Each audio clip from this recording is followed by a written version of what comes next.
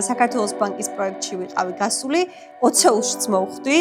ჟიურის წევრებიც გავიცანი, კაკო, მახარა, ჰიტა, მაგრამ საბოლოო ეტაპი ვერ გადავლახე რა, უარი მითხრეს. რომც არ აგიყვანოთო, მაინც გაგრძელეო რა, შენი საქმიანობაო, გამოგდისო აშკარადო და გავაგრძელე. ისედაც ვაპირებდი.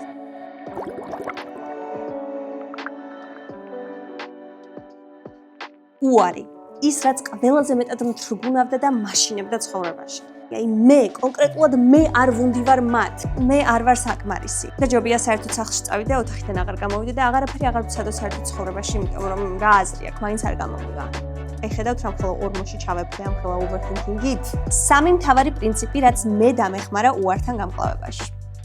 მარცხი როგორც უკავშირი და არა როგორც საბოლოო განაჩენი.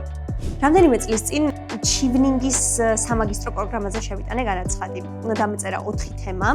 სადაც უნდა მესაუბრა ჩემს ამბიციებზე, ჩემს გამოცდილებაზე როგორც ლიდერი. უნდა მომეყოლა როგორი მისწრაფება მქონდა წარმატებისკენ, რა გეგმები მქონდა, რა მიზნები მქონდა და როგორ დამეხმარებოდა ამ ყველაფერში ჩივნინგის დაფინანსება. ვისაც სურვილი გაქვთ მაგისტრატურა უცხოეთში დაამთავროთ, ჩივნინგის 100%-იანი დაფინანსების პროგრამა მართლა ძალიან კარგი შესაძლებლობაა. რითიც საშუალება გეძლევათ, რომ მაგისტრატურა დაამთავროთ დიდ ბრიტანეთში. ამ დროს გადის დედლაინი, მომდის პატარა მეილი, სადაც არაფერ მიზეზს არ მეუბნებიან, უბრალოდ მეუბნებიან, რომ არა, შენ ვერ გახდი სტიპენდანტი. თუმცა CV გონებით რომ ვაანალიზებ, ვხვდები, რომ წარუმატებლობა ამ შემთხვევაში არ არის ჩემს პიროვნულ თვისებებთან დაკავშირებული. არამედ იმაზეა დამოკიდებული, რომ ამ კონკრეტულ სიტუაციაში ჩემს მიერ გამოყენებული სტრატეგია არ აღმოჩნდა სწორი. ყველა ვარიანტში მნიშვნელოვანია, რომ ნებისმიერი მარცხი აღიქვა როგორც უკავშირი.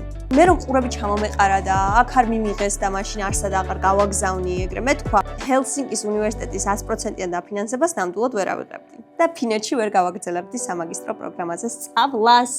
კომპრომისის სახე მიეცინახე, ან დროებითი უკან დახევა არ ნიშნავს, რომ საერთოდ გაჩერდე. მდინარის კალაპოტში რომ რაღაც ლოდები ყრია, ეგ ხო იმას არ ნიშნავს, რომ აბობოქრებულ არ აქვს, ეგ შეაჩერებს, ხო? დინება მაინც მიდის და გაყევი და არავითარ შემთხვევაში არ გაჩერდე.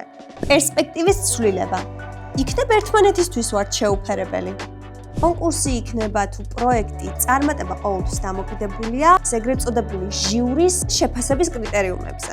გასაუბრებაც რო ავიღოთ მაგალითად, ანუ აყვანა არ აყვანა სამსახურში, ესეც დამოკიდებულია ორგანიზაციაში არსებულ კულტურაზე, დამსაქმებლის ფსიქოტიპზე, რა დამოკიდებულებით მოგიდგება, რა მოთხოვნები აქვს და ასე შემდეგ.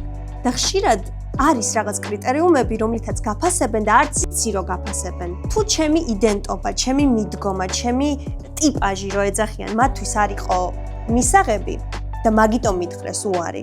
ეს ნიშნავს, რომ უბრალოდ არ შევესაბამებოდით ერთმანეთს და ეს არაუშავს. ან უფრო მაგარს გეტყვი. თქვათ, რომელიღაცა კომპანიამ სამსახურში არ აგიყვანა. იმაზე გიფიქრია, რომ შეიძლება შენ კი არ აცდი მათ მოთხოვნებს, არამედ ის გარემო და ის კომპანია არ იყო საშენო. 10 წლის ვიყავი, როცა რომელიღაცა სიმღერის კონკურსში მივიღე მონაწილეობა. ატირებული გამოვედი კასტინგის ოთახიდან. რატომ?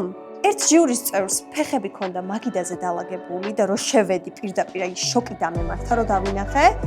მეორე ჟიურის წევრს არც კი ამოუხედია ტელეფონიდან და ну ესეც ძალიან უხერხულ სიტუაციას ქმნიდა ჩემთვის. შეიძლება 527 ბავშვი ვიყავი, ვინც იქ შებლაყულდა და რაღაცა წაიგნავლა. შეიძლება საერთოდ არ ვიყავი ის, ვისაც ბასტიბუბუ ეძებდა.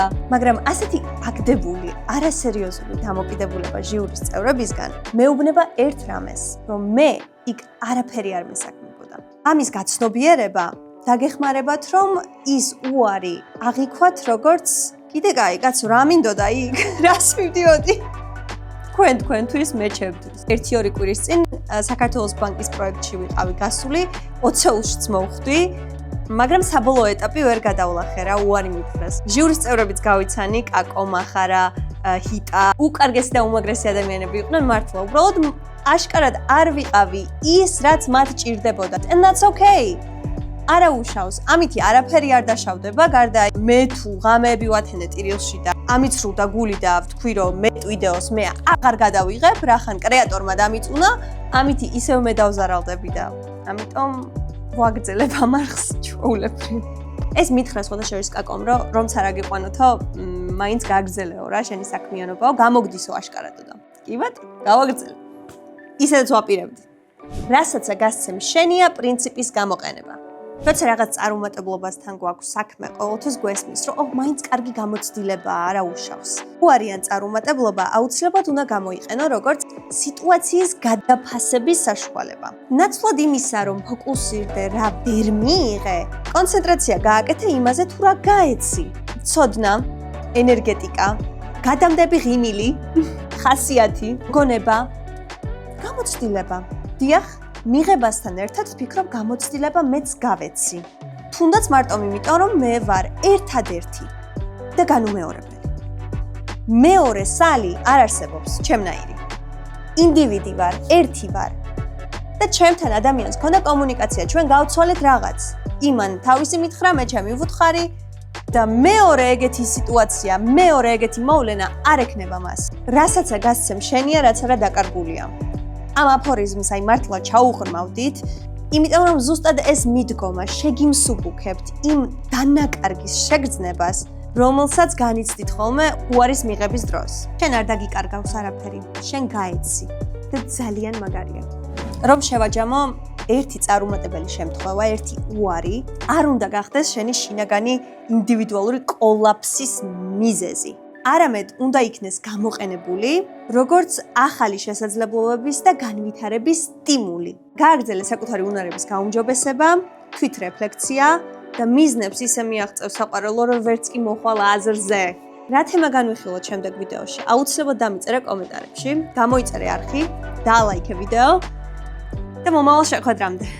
წავედი ხუნა ვიტირო. მომრავლ!